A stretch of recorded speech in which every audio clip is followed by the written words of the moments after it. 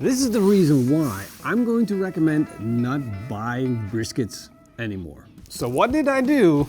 I bought a brisket. Well, I'm a YouTuber. This is what I do. I buy briskets, I cook briskets, I make them look good. You guys love it. But there's a problem with that. And this is the problem, because the brisket that I'm cooking is the brisket that is going to be juicy every single time. And why is that? Well, that's because of this. Can you see that? Well, let's get it out of the package. Now we can take a closer look at the brisket, because quality in the beef is going to make or break your brisket. You can see that there's a lot of fat on this brisket, but besides the fat that sits on top of the brisket, there's also a lot of fat in between the muscle fibers of the brisket. This is called intermuscular fat, and that fat renders down when you're cooking the brisket. Now you have to keep in mind, we're cooking the brisket all the way up to a 96 degrees Celsius core temperature. So basically we're cooking all of the moisture out of it, and we're depending on the fat to render down and make this brisket juicy and tender. So if you have a lean brisket, you're basically screwed. It's not gonna work. Lean briskets, well, you can fake it, you can try, you can work it, but it's never gonna work, ever, period. It's all about the quality of the beef. This is why you will never see a competition guy like Heath Riles or How the Barbecue Ride ever use like a really lean brisket. They will always pick up something that is either Wagyu or closely related or looks like Wagyu beef.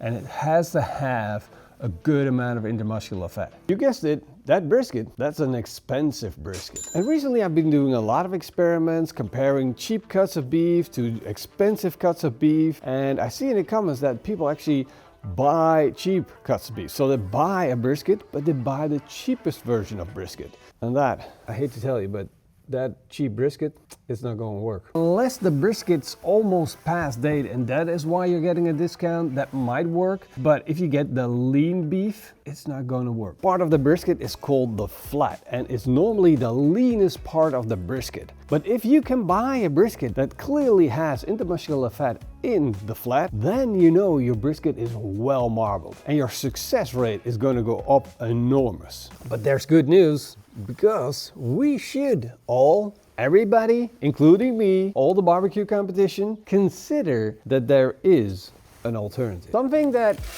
well, might just be as good as a brisket. And it is called the chuck roll. This is exactly the same weight as this. It has a good amount of intermuscular fat, it is a big hunk of meat, and we can cook it just the way you like. Low and slow, smoked for many hours with a beautiful bark. And guess what? It has more flavor than a brisket. And one of my favorite parts is that it's the end of the chuck steak. Look at that, right there. That is the chuck steak. So you got a chuck steak, and then you got all the rest of the goodness to go with it. This kind of beef, it's quite amazing. What is the chuck roll and where does it come from? Well, the chuck roll is part of, well, almost the beef neck. It's in between the beef neck and the ribeye. And that position makes that it's basically made out of multiple muscles. Where the brisket's only made up out of 2 muscles, this is more of a muscle group.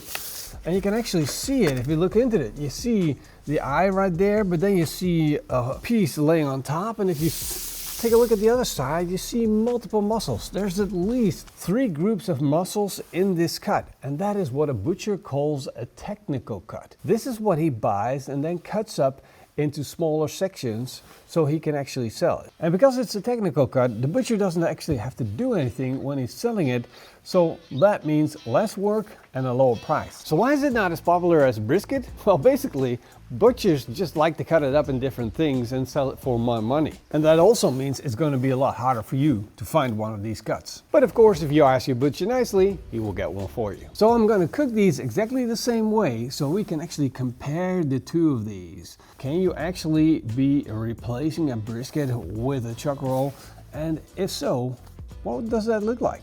Is it actually as good or maybe even better than a brisket? And to do this experiment, I'm going to be cooking both of them in the same barbecue. So they get the exact same treatment, get the same smoke profile, smoke flavor. Everything's going to be exactly the same. For my barbecue, I will be using the Borniak smoker, which basically is a really big smoking cabinet that can actually fit a brisket and the chuck roll at the same time. So I'm gonna fire it up, and that's as easy as just hitting the temperature button. And I'm gonna set the temperature to 140 degrees Celsius. I'm gonna add some beech wood chips. This hopper will actually feed the ignition underneath the smoker chamber and give this barbecue a nice twirl of smoke. And with the push of a button, I'm going to turn on the smoker. Make sure to open the bottom vent and the top vent for maximum airflow.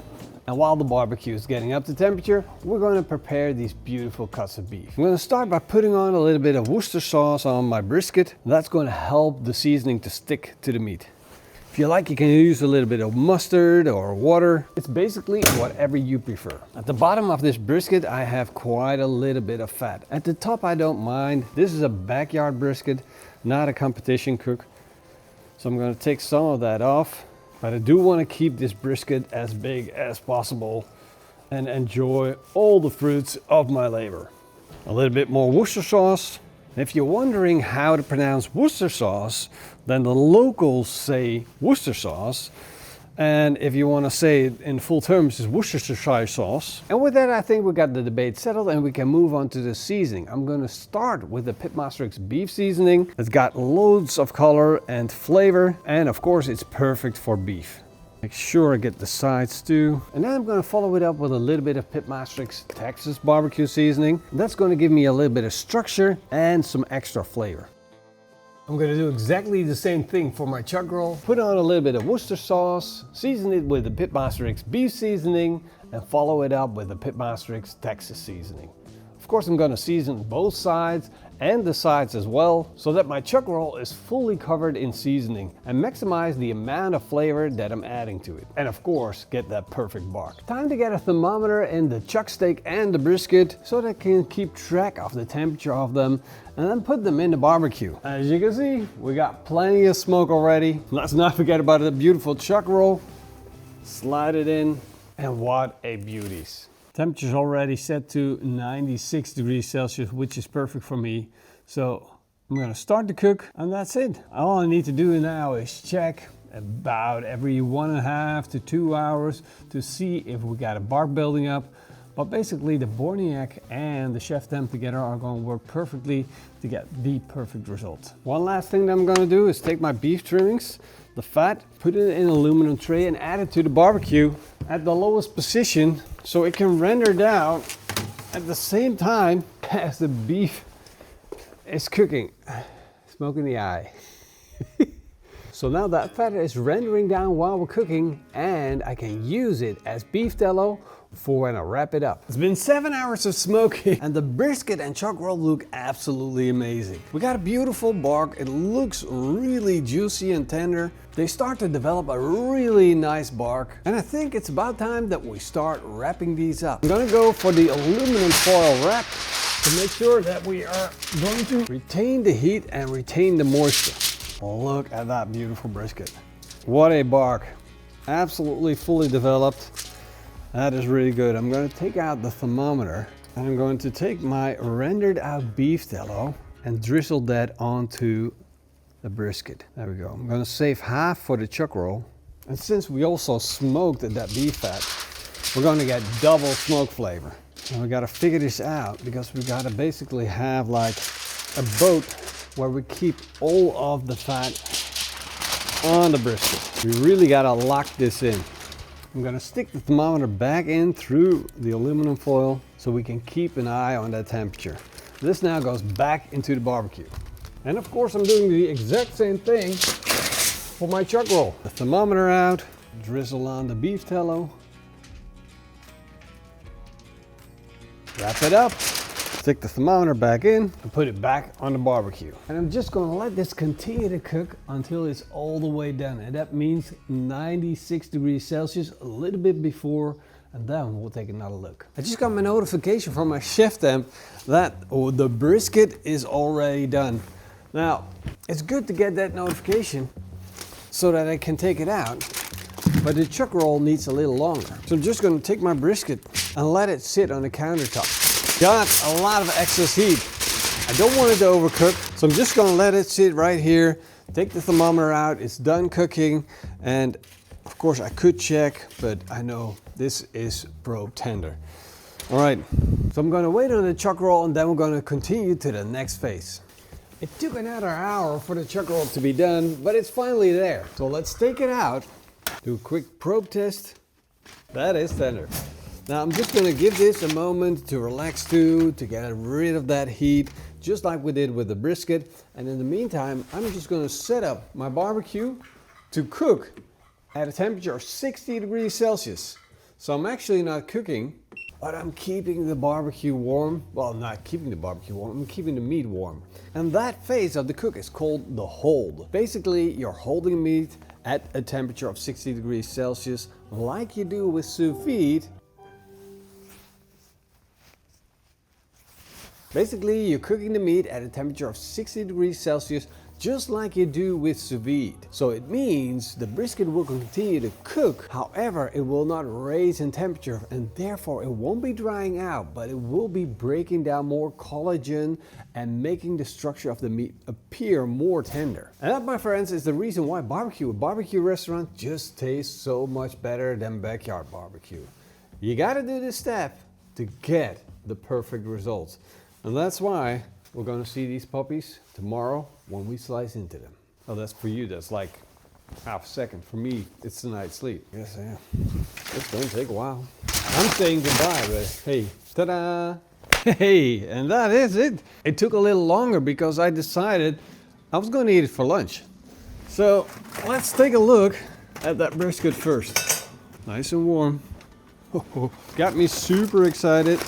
And this brisket is going to be my reference and comparison to see what it should look like, what we should have as a result. And this is what we've got.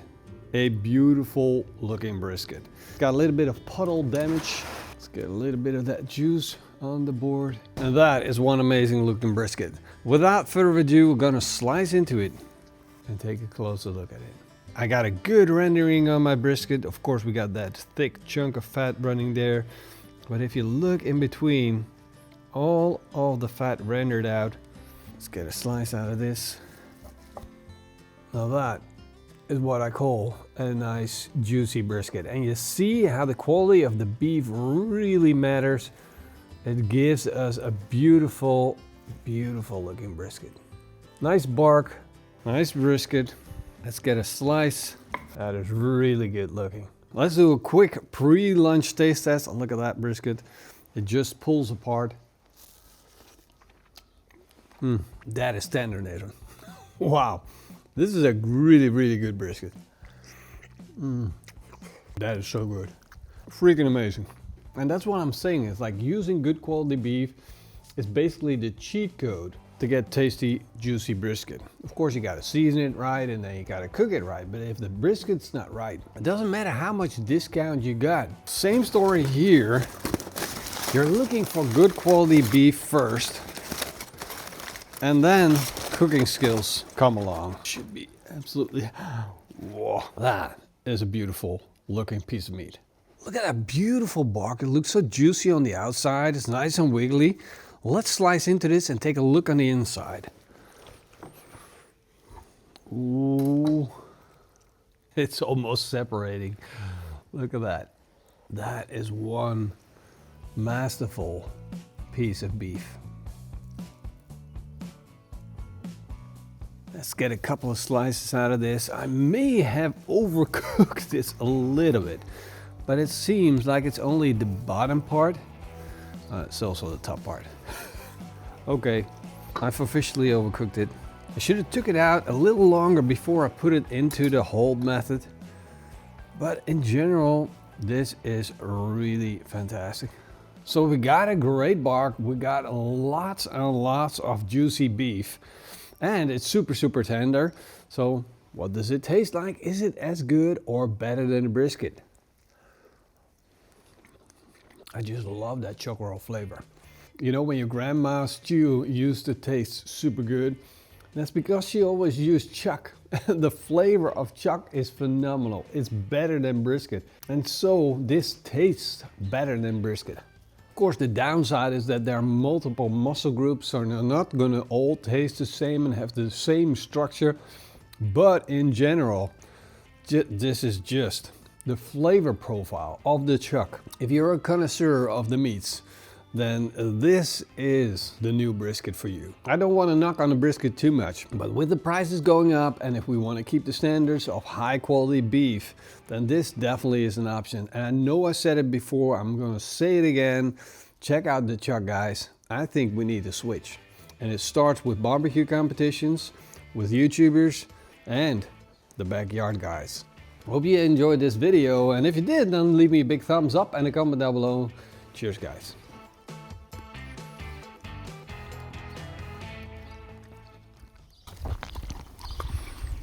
Approved.